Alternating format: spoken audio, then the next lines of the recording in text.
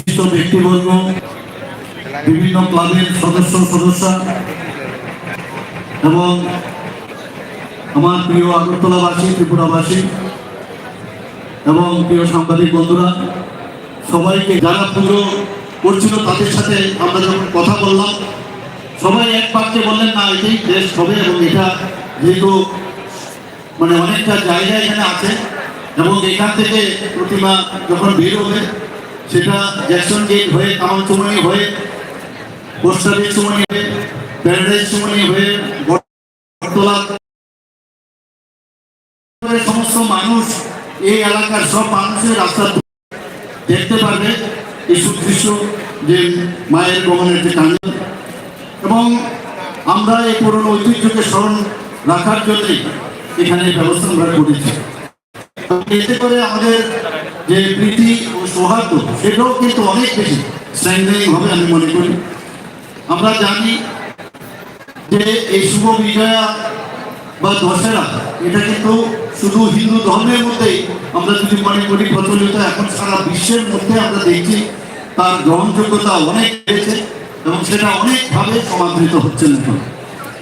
এতে করে এটা দুর্গা পূজা বা মায়ের গমন যাই হোক, আমাদের তার উপরও আমাদের যেটা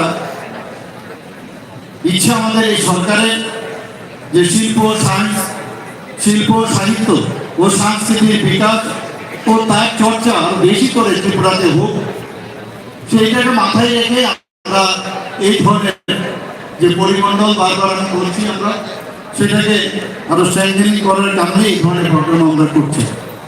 এতে করে আমরা দেখছি এবার সারা ত্রিপুরাতে আমি বহু জায়গায় এখানে জাতি জনজাতির অনেক এলাকায় আমি পুজোকে সামনে রেখে আমি গেছি। সেখানে যখন আমি জনজাতি এলাকায় গেছি, আমরা সবসময় বলি যে বাঙালির দুর্গা পুজো, সেটা কিন্তু এমনটা নয়।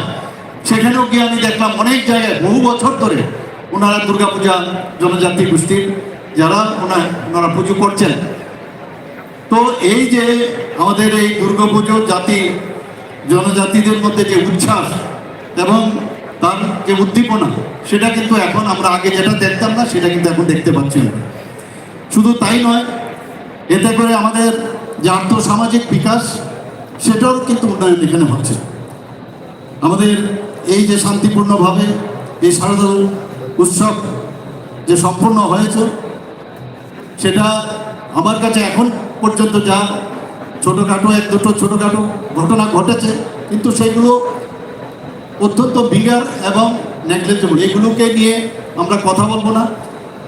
আমরা দেখেছি যে অনেক সাংবাদিক বন্ধুরা আমাদের বলেছেন যে কোনো রকম ইনসিডেন্ট ছাড়া গত বছরের মতো এই বছরও আমাদের শারদ উৎসব অত্যন্ত সুন্দরভাবে সম্পন্ন হয়েছে। আমি এর জন্য আইসিএ ডিপার্টমেন্ট, আরক্ষা প্রশাসন, বিদ্যুৎ দপ্তর, স্বাস্থ্য দপ্তর এবং সমস্ত লাইন ডিপার্টমেন্ট, জেলা ও মহকুমা প্রশাসন, ইভেন যারা বিপর্যয় মোকাবেলার কর্মীরা আছেন এবং সমস্ত ক্লাব ও সামাজিক সংস্থা ও বাড়ির যারা এই পূজার যে আয়োজন করেছেন, এবং তাদের কারণেই কিন্তু তাদের ঐকান্তিক প্রচেষ্টার কারণেই এই উৎসব পর্ব শান্তিপূর্ণ ও নির্বিঘ্নে সম্পন্ন হয়েছে।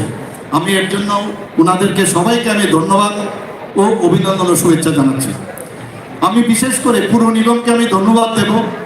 গত বছর আমরা দেখেছি, আমি পুর নিগমের সমস্ত কর্মী এবং আমাদের মাননীয় মেয়র মহোদয় এবং ওনার ফুল টিমকে যেভাবে আগরতলা যে সুন্দর এক ব্যবস্থাপনা, নতুন যে সব টেকনোলজি ইউজ করে যেভাবে নিরঞ্জনের ব্যবস্থা দশমী ঘাটে করেছেন, সেখানে আলুর ব্যবস্থা রেখেছেন সুশৃঙ্খলভাবে।